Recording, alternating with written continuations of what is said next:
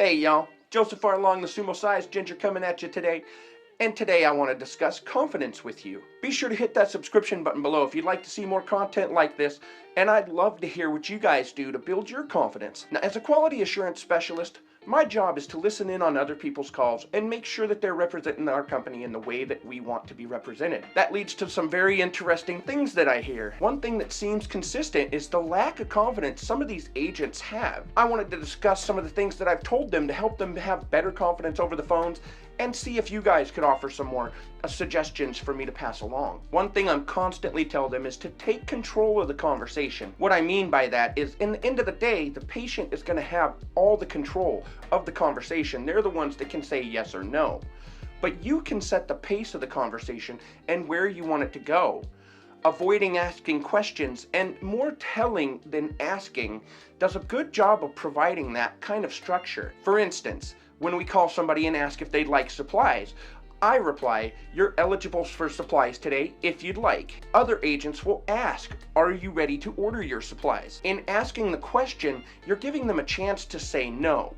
Whereas in telling people that I'm calling regarding their supplies, I get an okay. That makes all the world of difference. An okay is an opening for me in order to ask for the other information I need in order to access their account.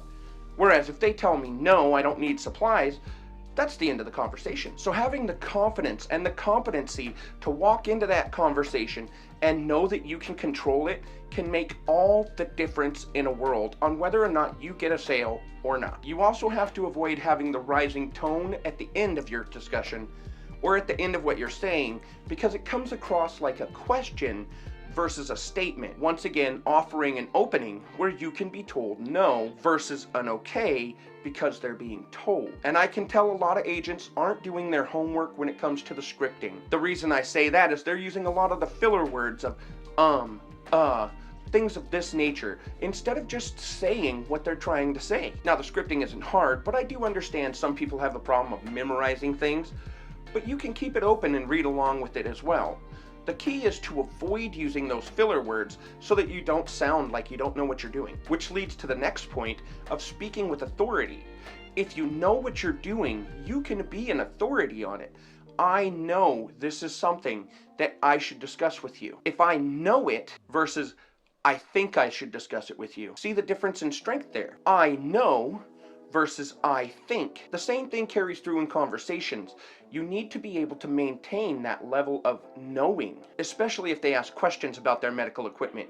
You should be able to answer basic questions fairly easily. Of course, you should always smile while you're on the phone trying to do these things. The reason for that is it changes how you speak. It makes you more enthusiastic, whether you mean for it to or not. It's just a natural thing that happens. And I don't know about you, but I want to speak with somebody who seems to be enjoying what they're doing more than I do somebody who's just going through the motions. Just smiling in your everyday life can bring people to trust you more. So why not do it over the phone and carry that through to what you're saying? And don't be afraid to take your time. You don't have to rush through these calls. Being able to take your time shows not only that you're willing to listen to what they have to say and help them with their issues, but it also shows that you're confident that you know exactly what you're doing. Talking slowly allows people to digest what you're saying so that they don't just feel like you've come and dumped knowledge on them. Nobody likes to be knowledge dumped on. But if you can come across in a conversational tone explaining things, people are very willing to listen. And what's great about a conversational tone, I've never seen anybody rush through it. They always take their time and they always make sure they're heard clearly. Which brings me to the last point, project. So many people on the phone are mumbling into their phones. That makes it almost impossible for an elderly person to hear you, let alone understand you. And if they can't hear you, they're not going to do anything with you. They're not going to be able to understand what it is you're trying to get them to do. So I tell people, lift your head up, project your voice, be loud. Basically, it boils down to having proper posture, putting yourself in that superhero type of look with your chest out, and you're speaking loudly and boisterously. There's a difference in how people approach you when you talk that way versus slouching and mumbling your way through things. You want to speak clearly and concisely. You want to get to the point. Tie all of that together and you have one fantastic sales agent. And if you're not in sales, Tie all of that together and you come across as one of the most confident people you will ever hear on the phone. Again, I'd love to hear any suggestions that anyone has that I can pass along to these agents, because I want to help them put their best foot forward and be as successful as they can. If you enjoyed the video, be sure to hit that subscription button below. I hope you guys have a wonderful evening, and I'll see you guys next time. Have a good one. Later.